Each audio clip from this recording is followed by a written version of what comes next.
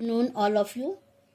तो बच्चों, आज का जो हमारा विषय है वह है हिंदी भाषा अध्यापन में आईसीटी का प्रयोग। तो सबसे पहले समझते हैं सूचना और संप्रेषण तकनीकी से आजकल अभिप्राय।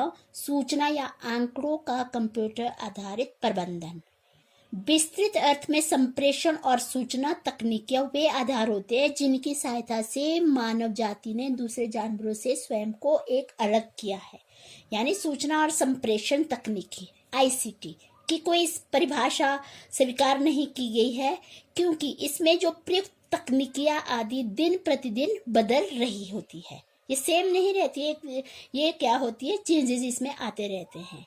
तो आईसीटी का संबंध डिजिटल आंकड़ों से तथा इनके भंडारण, पुनः प्राप्ति, संचारण तथा प्राप्ति से होता है। आईसीटी में सी से अभिप्राय आंकड़ों इलेक्ट्रॉनिक साधनों द्वारा दूर तक संप्रेषण। इसे हम आंकड़ों को भेजने और प्राप्त करने हेतु विभिन्न हार्डवेयर को जोड़ने वाले नेटवर्क के प्रयोग द्वारा इस उद्देश्य को अर्जित किया जाता है। ये नेटवर्क भी विभिन्न वर्गों में बांटे जा सकते हैं, जैसे लैन जिसे ऑफिस में संबद्ध कर दिया जाता है, जैसे इनपुट और आउटपुट यंत्र एवं कंप्यूटर प्रोसेसिंग।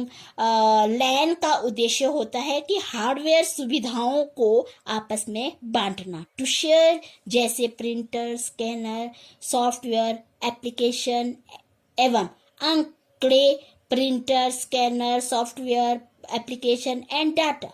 ऐसा नेटवर्क बहुत ही उपयोगी होता है। आईसीटी व्यापक संदर्भ में हम कह सकते हैं कि आईसीटी को विस्तृत या व्यापक संदर्भ में प्रयोग करने के लिए हमें निम्नलिखित शब्दों पर ध्यान देना होगा। सबसे पहले क्या है कि सूचना की प्रकृति।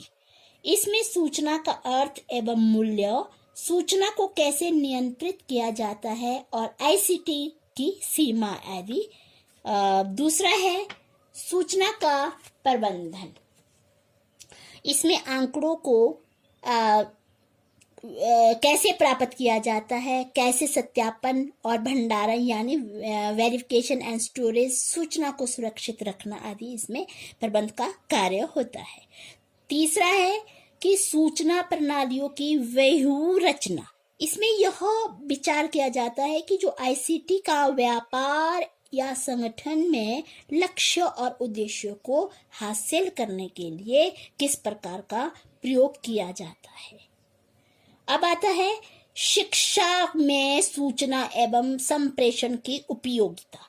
सबसे पहले है भंडारण, कि आईसीटी के प्रयोग द्वारा सूचनाओं का भंडारण यानी शेयर करना सुगम हो जाता है। उदाहरण, जिस तरह से इंटरनेट का प्रयोग सीडी, डीवीडी, फ्लॉपी आदि की सूचना के भंडार में योगदान करती है।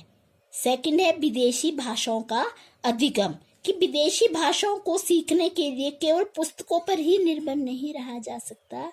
इस संबंध में भाषा प्रयोगशाला, दूरसंचार, video conferencing, audio conferencing, multimedia, स्पीकरों आदि का प्रयोग संभव हो जाता है।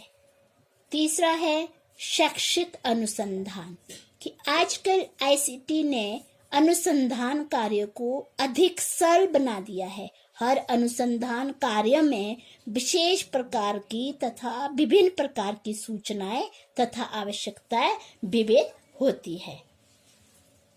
फोर्थ है प्रबंधन, मैनेजमेंट।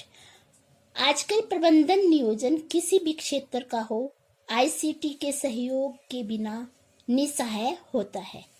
तो शिक्षा के क्षेत्र में प्रबंधन आईसीटी पर आधारित हो रहा है। तो फिफ्थ है शिक्षण प्रक्रिया। यहाँ आधुनिक विधियों द्वारा अध्यापक पाठ्य वस्तु को अधिक जीवंत बनाकर विद्यार्थियों के सम्मुख प्रस्तुत कर सकता है। 6 है विशिष्ट बालकों की शिक्षा, कि बालक सामान्य बालकों से बिल्कुल भिन्न होते हैं, विशेषकर अधिगम की दृष्टि से। कि लेकिन आईसीटी के बढ़ते हुए प्रयोग ने इन बालकों की शिक्षा को एक नया मोड़ दिया है। संप्रेषण की नई विधियों व उपकरणों की सहायता से विशिष्ट बालकों की शिक्षा एवं प्रशिक्षण कुछ आसान हो गया है जब से आईसीटी का प्रयोग हुआ है। 7 है कि प्राथमिक शिक्षा कि पूर्व प्राथमिक स्तर की शिक्षा में आईसीटी का प्रवेश भी प्रभावशाली सिद्ध हो रहा है। इन छोटे बच्चों के लिए शारीरिक गतिशीलता के लिए अनेक इलेक्ट्रॉनिक खिलौनों पर प्रयोग बच्चों को खेल ही खेल में दिखाया गया है।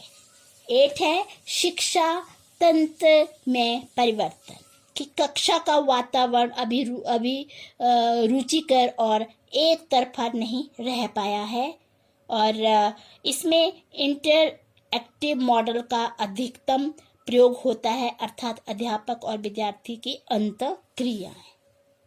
Okay, thank you.